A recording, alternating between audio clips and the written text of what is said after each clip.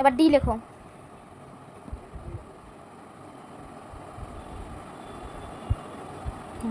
এবার লেখো ই।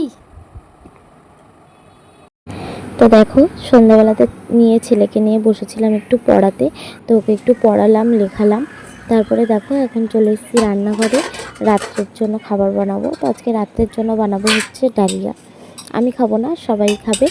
তো ডালিয়া করব বলে দেখো আগে থেকে জলটা গরম করতে বসিয়ে দিয়েছিলাম, আর ডালিয়াটাকে ধুয়ে একটু ভিজিয়ে রেখেছিলাম, আর জলটা গরম বসিয়েছিলাম, তার মধ্যে আলুগুলোও দিয়ে দিয়েছিলাম।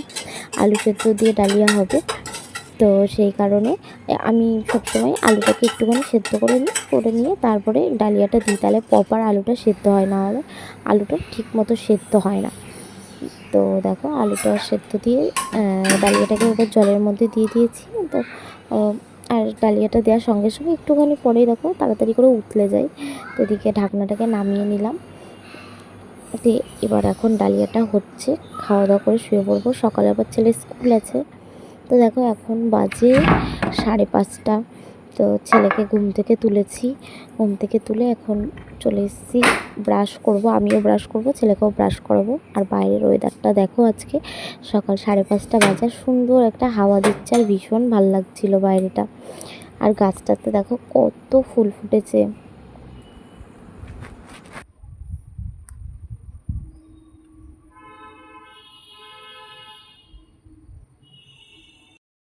তো দেখো রাত্রেবেলা নিয়ে তো ওকে শুয়েছিলাম, কিন্তু প্রায় 12:30 একটার সময় বেচারা ঘুমিয়েছে। সকালবেলায় ঘুম থেকে উঠেছে, এখন ব্রাশ করছে। ওকে ব্রাশ ট্রাশ করিয়ে মুখ টুক মুছিয়ে নিয়ে চলে এসেছি ঘরে। আর আমি এখন ওর স্কুলের রুটিন অনুযায়ী বইগুলোকে গুছিয়ে দেবো, আর তার সঙ্গে টিফিনটাও দেবো, আর ব্যাগটাকে গুছিয়ে রেডি করে দেবো। তারপরে ওকে খাইয়ে দাইয়ে ড্রেস পরাবো।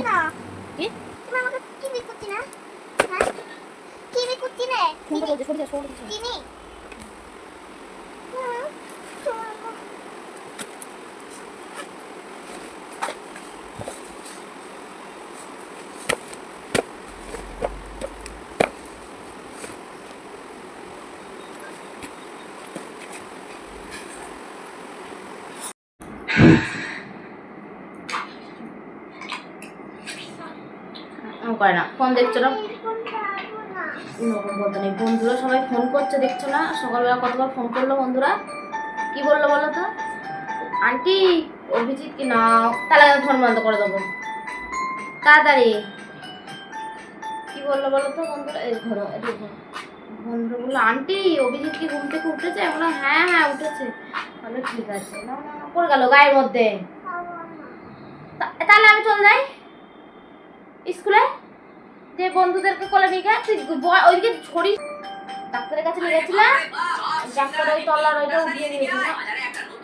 অভিজিৎ সকালবেলা বকতে বাধ্য করবি না।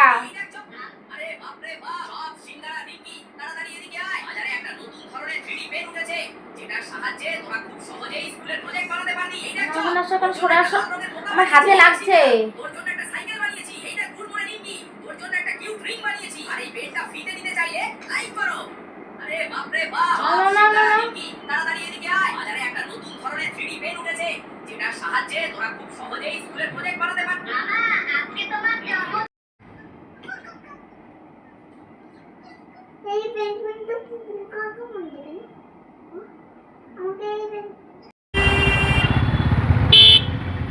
তারপরে ছেলেকে স্কুলে দিয়ে আমরা দুজনে মিলে চলে এসেছি হাটে। এই হাটটার কথা অনেক দিন ধরে শুনছি, কিন্তু কোনোদিনও আমি আসিনি হাটটাতে। আমার আসার খুব ইচ্ছা ছিল, তো সকালে তো ঘুম থেকে উঠতে পারতাম না বলে আসা হয়নি। তো এই হাটটা প্রতি সপ্তাহে বৃহস্পতিবারে সকালবেলাতে হয়। তো আজকে ছেলেকে স্কুলে দিয়ে হাটে অনেকটা সময় ছিল, তো বরকে বললাম চলো নিয়ে যাবো ওই হাটটাতে। তো এখানে মেনলি কিছু কেনার জন্য আসিনি, দেখার জন্যই এসেছি। তো বর বললো যে চলো, দিয়ে আমরা দুজনে মিলে এখানে চলে এসেছি। এসে দেখছি এখানে কত পাখি বিক্রি হচ্ছে, তারপরে মাছ বিক্রি হচ্ছে, খরগোশ, গিনিপিগ, তারপরে কুকুরের বাচ্চা, এরকম অনেক কিছু বিক্রি হচ্ছে। আর তার সঙ্গে জামা কাপড় তো রয়েছে, আর সবজি, ফল, মাছ, এই সব কিছুই বিক্রি হচ্ছিল, মানে সব কিছুই পাওয়া যায়। তো মেনলি আমরা এখানে তো কিছু কেনার জন্য আসিনি, তবুও কয়েকটা জিনিস কিনে নিয়েছিলাম এখান থেকে। তো দেখো এখানে মাছ দেখতে এসেছিলাম, কী কী মাছ উঠেছে। তো ভেবেছিলাম জিওল মাছ নেবো, কিন্তু এখানে না কেটে বিক্রি করবে না, মানে কেটে বিক্রি করে না, মানে এরকম জ্যান্তই বিক্রি করে। তো আমি তো মাছ কাটতে পারি না, তাই জন্য আর জ্যান্ত মাছ কিনিনি। তো আর এখানে মেনলি মাছ বিক্রি হচ্ছিলো সবথেকে বেশি হচ্ছে পাঙাশ মাছ আর রিঠে মাছ সবথেকে বেশি। আর ইলিশ মাছ একটা দুটো দোকানে অল্প ছিল, আর একটা দুটো কাতলা মাছ ছিল, জিওল মাছ ছিল। আর সব থেকে বেশি মানে বিক্রি হচ্ছিল পাঙাশ আর রিঠে। তো দেখলাম আর এই পাশটাতে না শুটকি মাছ বিক্রি হচ্ছিলো, আর এত গন্ধ বেরোচ্ছিলো না, আমি আর থাকতে পারিনি। তো তাড়াতাড়ি করে ওখান থেকে বেরিয়ে চলে এসেছি। বাইরে থেকে এসে দেখি কি টাটকা টাটকা আদা, তারপরে দেশি পেঁয়াজ, রসুন এগুলো বিক্রি হচ্ছে, কাঁচা লঙ্কা। তো ওখান থেকে আদা, পেঁয়াজ আর রসুনটা নিয়ে নিয়েছি, আর কিছু বাড়ির জন্য ফল কিনেছি। তো এই জিনিস কিনেই চলে এসেছি।